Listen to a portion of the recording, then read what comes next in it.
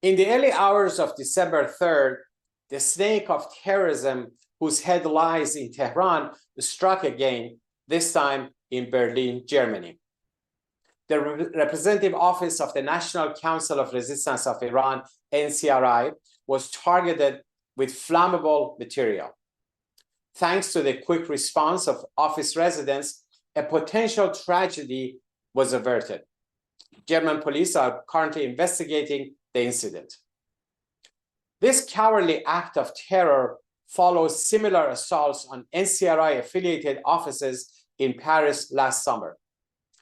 Also last month, Honorable Alejo Vidal-Quadras, former first vice president of the European Parliament, a distinguished Spanish politician, and a long-standing advocate of the NCRI, was shot in broad daylight in Madrid.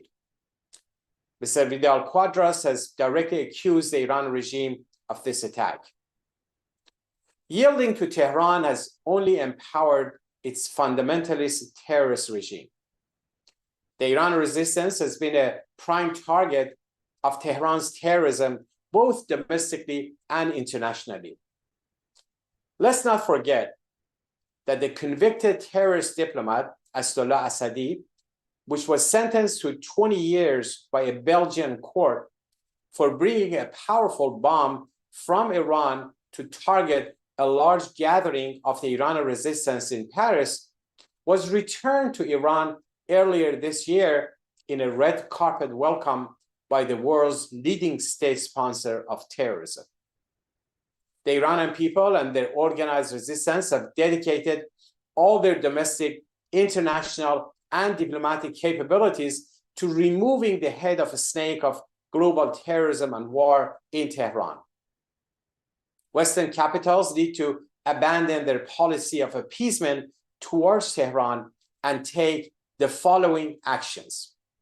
First, designate the IRGC as a terrorist entity and enforce this designation. Second, reinstate all UN Security Council resolution sanctions against the Iran regime, place the regime under Chapter 7 of the UN Charter.